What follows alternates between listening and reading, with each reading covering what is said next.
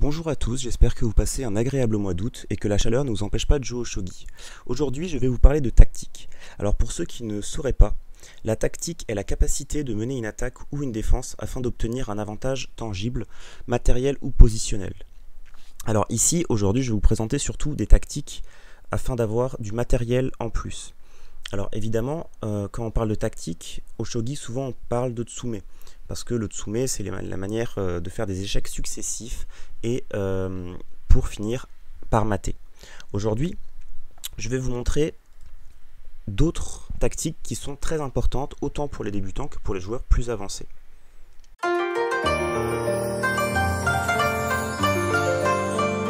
Je vais vous commencer par vous présenter donc la base de la tactique. Ici, pour avoir un avantage. Donc nous avons ici en main un cavalier, l'adversaire a son roi et sa tour sur le shogiban, et donc on peut voir que si on pose notre cavalier ici, nous avons un échec où on attaque la tour et le roi. Dans ce cas-là, on appelle ça une fourchette, et l'intérêt c'est qu'on gagne dans ce cas-là donc une tour contre notre cavalier. Je vais maintenant vous présenter donc la découverte. Donc la découverte, c'est dans cette position-là. Donc si vous avez envie de réfléchir, évidemment, vous pouvez mettre sur pause et voir de vous-même comment est-ce que vous pourriez gagner un avantage matériel. Donc ici, sur la position, nous avons notre roi, le fou et le cavalier. Et en face, ils ont une tour et un roi. Comment est-ce qu'on pourrait profiter de cet avantage? On peut voir ici que le fou est sur la même diagonale que le roi, mais que nous avons notre cavalier qui bloque cette diagonale. Dans ce cas-là, si nous enlevons notre cavalier, il y aura échec, le roi sera donc obligé de bouger, et nous pourrons tranquillement récupérer la tour. Donc ça, c'est la découverte.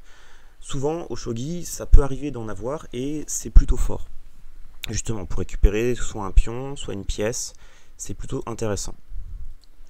Nous allons maintenant voir ici donc une tactique peut-être un peu plus compliquée, surtout pour les débutants. Ici, le matériel est le même. On peut voir donc qu'on a une tour et un fou contre une tour et un fou. Pourtant, nous allons pouvoir récupérer du matériel ici. Alors, je vous laisse pareil, hein, si vous voulez réfléchir, mettre pause. Et donc maintenant, je vais vous montrer la solution. Ici, donc si nous prenons d'abord le fou, on peut voir que niveau matériel, on n'aura pas gagné grand chose. Ici on peut voir donc que le fou défend la tour, mais que le fou aussi défend son roi, puisque en effet notre fou attaque le roi à travers ce fou. Donc ce qu'on peut profiter ici, c'est prendre simplement cette tour, et on peut voir qu'il ne peut pas reprendre, parce qu'il est simplement ce qu'on appelle cloué. Le fou ici attaque le roi.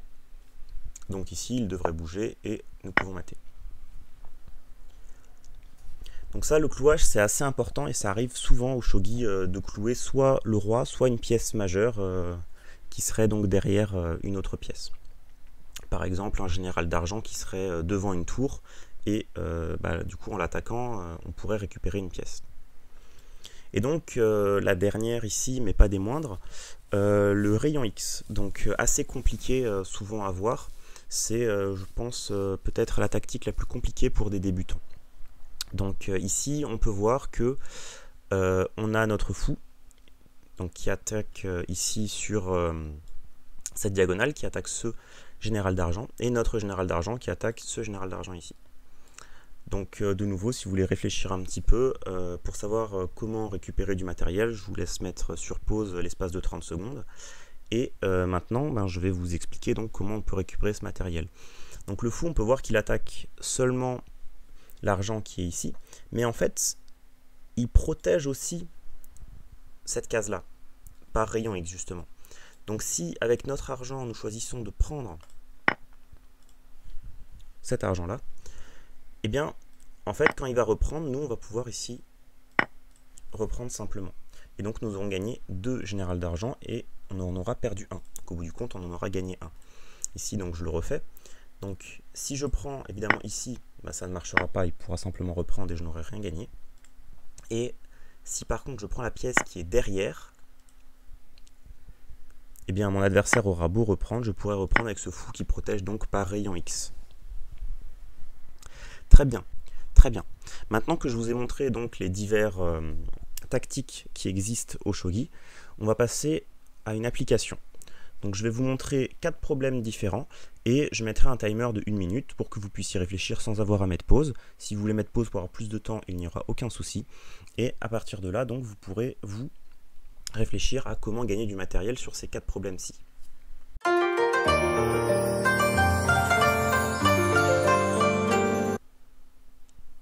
Donc problème numéro 1. Ici donc nous avons cette position-là. Nous sommes sente, donc nous sommes sur le shogiban du côté bas. Nous serons tout le temps vers le bas et tout le temps nous devrons gagner donc du matériel. Donc je vous laisse analyser 2 secondes la position. Et maintenant donc je vais donner le coup adverse et à partir de là vous aurez donc 1 minute pour savoir et trouver comment gagner du matériel. Donc ici l'adversaire met un pion en 56 pour bloquer justement cette colonne. Comment pouvons-nous gagner du matériel?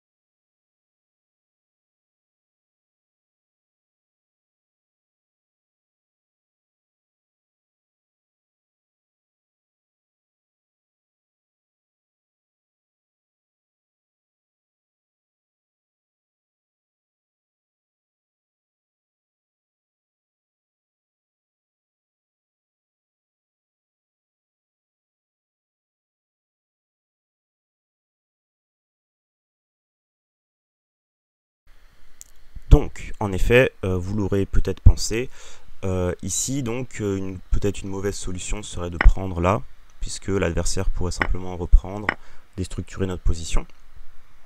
Mais, si vous l'avez vu, nous n'avons pas en fait seulement cette tour qui attaque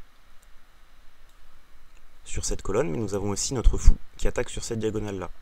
Et là, donc, nous allons reprendre le thème de l'échec à la découverte, en poussant ce pion sur échec. L'adversaire va donc devoir bouger le roi. Et nous allons pouvoir récupérer cette tour. Et donc là, nous avons gagné gratuitement une tour. Nous allons maintenant passer au deuxième problème.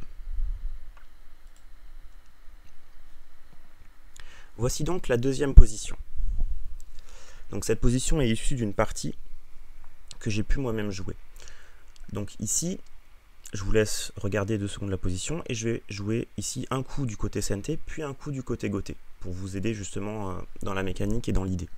Ici, nous allons simplement prendre ici ce pion, le pion donc qui est devant le château, et ici, goté choisit de parachuter un pion devant le roi pour protéger et pour faire fuir cet argent. À partir de là, je vous laisse maintenant 1 minute pour trouver comment gagner du matériel.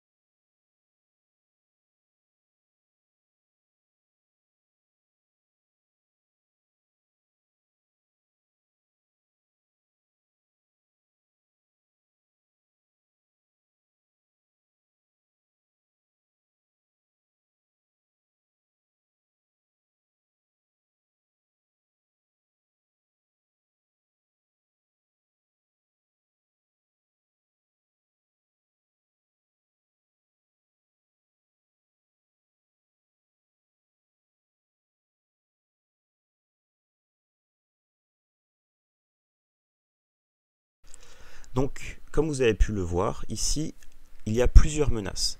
En effet, on a ici notre tour qui attaque ici, donc qui fait une menace, et qui cloue ce général d'argent. Malheureusement, pousser ici pour attaquer serait peut-être un peu trop lent. Nous avons aussi une deuxième chose intéressante, c'est cette diagonale-ci. Notre fou peut facilement y accéder, et si vous avez vu donc la tactique, ici si nous choisissons de prendre ce pion, si l'adversaire répond ici, nous pouvons simplement mettre notre fou ici et attaquer et en fourchette le roi et la tour, et donc récupérer. Hop, si par exemple il choisit de repartir, nous pouvons simplement récupérer la pièce. Alors évidemment, on aurait aussi peut-être pu attaquer autrement, mais là c'était juste donc nous pouvons récupérer la pièce. Si au contraire, donc il voit cette tactique et que ici le roi choisit de partir, bah dans ce cas-là, nous pouvons simplement mettre un général d'argent ici et donc mater. Donc ici une tactique plutôt intéressante qui joue donc sur la mauvaise position donc de cette tour ici et donc sur cette petite diagonale qui attaque ici ce pion. D'ailleurs c'est souvent une manière d'attaquer le château Elmo, donc le château qu'a l'adversaire. Faire une attaque comme ça sur ce pion avec le fou ici, c'est souvent une très bonne attaque. Nous allons maintenant passer sur le quatrième problème. Donc ici, nous ne sommes plus vraiment sur une attaque, mais sur une façon de se défendre. Ici, donc, l'adversaire va parachuter un cavalier afin de faire une fourchette. À vous maintenant de voir comment profiter de ce coup pour récupérer du matériel.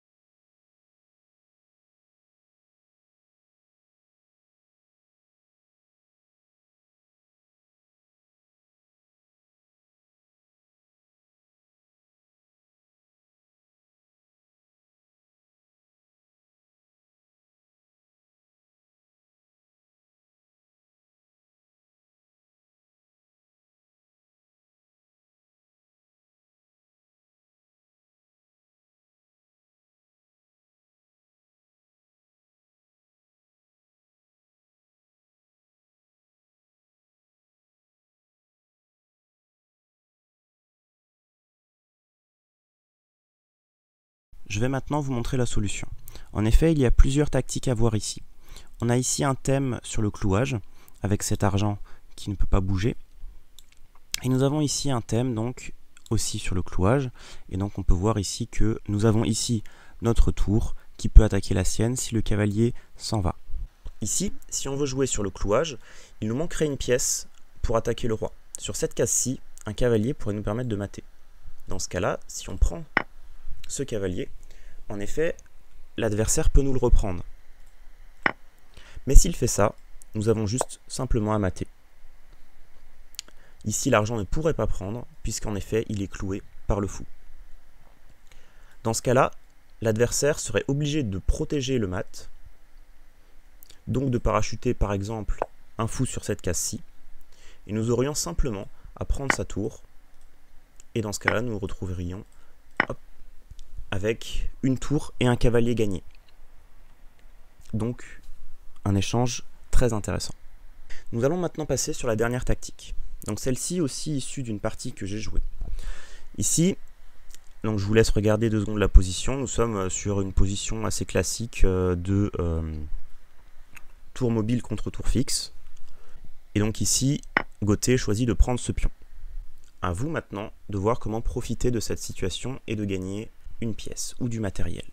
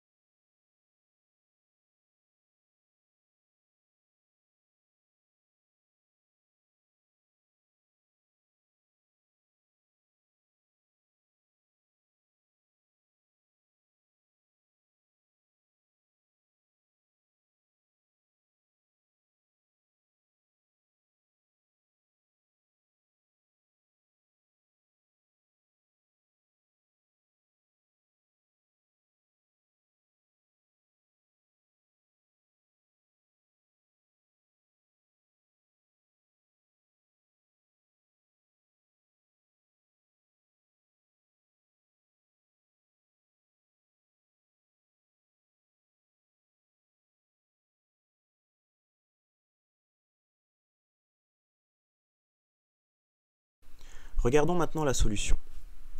En effet, vous pouvez voir que cet argent ici se retrouve complètement bloqué, peu importe la case où il irait, il se ferait manger. Ou il ne pourrait pas y aller. Par exemple, derrière, ce pion bloque la retraite. Mais, autre chose importante et intéressante, cette tour-ci n'est pas protégée. Alors, qu'est-ce que nous pouvons faire donc pour bloquer ce général d'argent? Nous pouvons poser simplement un pion ici. Alors ça, vous l'avez peut-être vu. Et si vous débutez, vous vous êtes dit, mais c'est pas forcément très malin, puisque ici, après la prise, moi je vais reprendre évidemment, mais lui récupère donc cet argent. Donc qu'est-ce que j'ai perdu? J'ai perdu un pion dans l'échange. Mais maintenant, nous allons jouer donc sur la découverte. Et un autre point important, l'échec intermédiaire. En effet, ici, ma tour pourrait attaquer la sienne si j'enlevais mon fou. Mais si je l'enlève simplement sur une case ici, c'est moi qui vais me faire manger ici. Comment éviter ça? Eh bien, faire un échec avec mon fou. Ici, je vais prendre ce cavalier ici, en faisant échec. Donc il va être obligé de reprendre. Et maintenant, je vais pouvoir simplement récupérer la tour. Et ici, résultat, j'ai récupéré une tour et un cavalier contre un fou et un pion. Alors évidemment, la position n'est pas finie, l'adversaire pourrait ici récupérer cette lance, mais en termes d'échange, nous sommes avantageux, surtout que ici, alors c'est un peu plus complexe, mais nous jouons en tour mobile contre tour fixe avec un château plus solide, donc cet échange était bien avantageux. J'espère donc que ces petits points tactiques vous auront plu. N'hésitez pas à me dire en commentaire si c'était trop facile, trop dur, si vous avez réussi l'intégralité, la moitié ou aucun des problèmes. Et j'essaierai donc de vous faire d'autres problèmes sur ce sujet-là en m'adaptant à vos critiques. Je vous souhaite donc un agréable fin de mois d'août et des jolies parties de shogi à venir. Au revoir!